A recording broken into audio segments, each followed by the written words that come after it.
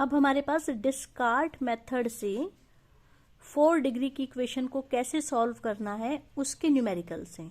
ठीक है, 4 डिग्री की इक्वेशन को डिस्कार्ट मेथड से हमें कैसे सॉल्व करना है। तो पहले हम वो क्वेश्चंस देखेंगे इसमें जिसमें एक्स क्यूब वाली टर्म नहीं है। ठीक है, तो इन क्वेश्चंस को करने का क्या तरीका है, हम इस 4 डिग्री वाली इक्वेशन के 2 फैक्टर्स बना देंगे 2-2 डिग्री के।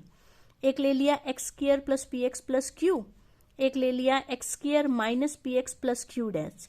यहाँ पे हमने प्लस पी और यहाँ पे माइनस पी इसलिए लिया ताकि जब हम इस सारे को मल्टीप्लाई कर दें, जब इसको इससे मल्टीप्लाई करेंगे तो बनेगा पी एक्स क्यूब, और जब इसको इससे मल्टीप्लाई करेंगे तो बनेगा माइनस के पी एक्स क्यूब, और वापस में कट के एक्स क्यूब की टर्म के कोफिशिएंट को 0 बना देगा। या ये कह दो भाई एक्स क्यूब वाली टर्म उसमें फिर नहीं बचेगी।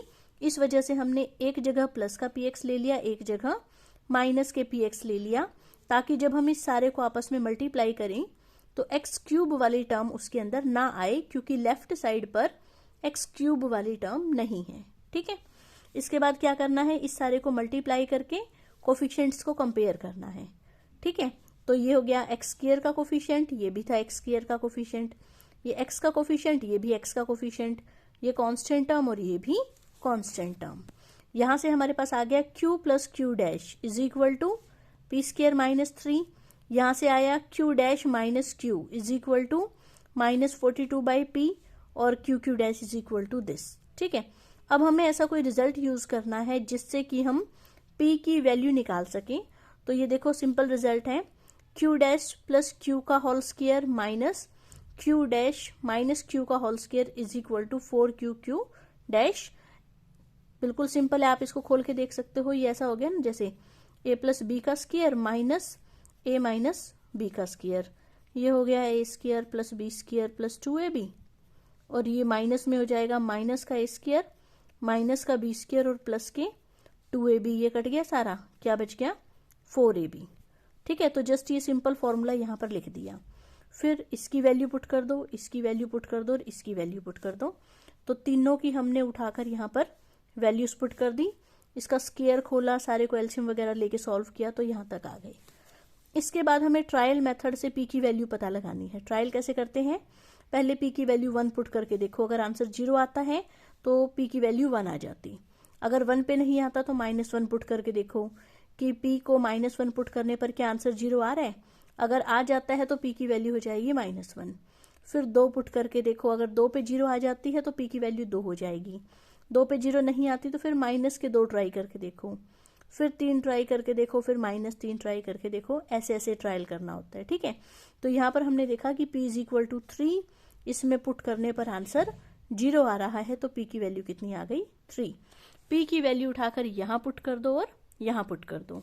ठीक है, तो p की वैल्यू जब हमने पुट की तो एक इक्वेशन ये आ गई, एक इक्वेशन ये आ गई। इनको ऐड करेंगे तो q डैश की वैल्यू आ जाएगी, और इनको सब्ट्रैक्ट करेंगे तो q की वैल्यू आ जाएगी।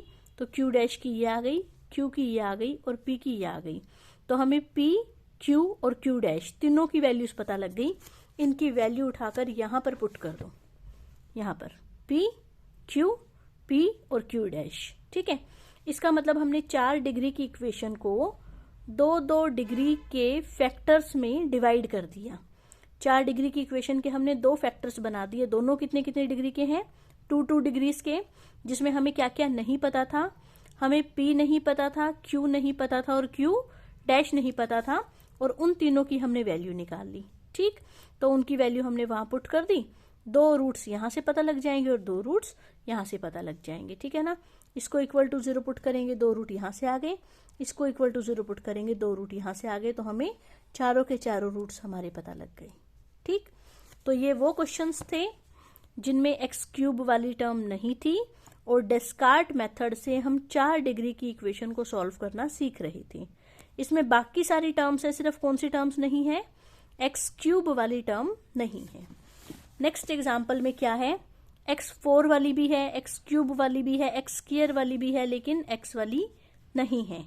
तो इस क्वेश्चन में क्या करना है, put x is equal to 1/y, जिसमें x वाली ना हो और x की 4 भी है, x की 3 भी है, x की 2 भी है और कांस्टेंट भी है, लेकिन x वाली टर्म नहीं है। उन क्वेश्चंस में हम x को पुट कर देते हैं 1/y। जैसे ही हम x की वैल्यू 1/y इस इक्वेशन में पुट करके इसको सॉल्व करेंगे तो ये एक ऐसी इक्वेशन आ जाएगी जिसमें y की 4 है, y की स्क्वायर है, y है, कांस्टेंट टर्म है, लेकिन क्या नहीं है, y क्यूब नहीं है। इसका मतलब ये तो पहले वाले क्वेश्चन जैसा हो जाएगा जिसमें क्यूब वाली टर्म ना हो, इसमें भी क्यूब वाली टर्म नहीं है, और ये तो बाय चांस क्वेश्चन भी सेम ही बन गया। ठीक है, और इस तरह के क्वेश्चन सॉल्व करने हमें आते हैं जिसमें क्यूब वाली टर्म ना हो। तो यहाँ से y की चारों वैल्यूज आ जाएंगी और y की वैल्यूज यहाँ पुट कर दोगे तो फिर हमें x की सभी वैल्यूज पता लग जाएंगी। ठीक है, तो ये क्वेश्चन तो क्योंकि सेम यही वाला आ गया था, तो जो इस इक्वेशन के चारों रूट निकले थे वही y में इस इक्वेशन के चारों रूट आ जाएंगे, और अगर y की वैल्यू पता है तो x तो अपने आप ही पता लग जाएगा। ठीक है, तो क्योंकि x था 1/y, तो y के हमने चारों रूट्स की वैल्यू यहाँ पुट कर दी, तो x के हमें चारों रूट्स पता लग गए।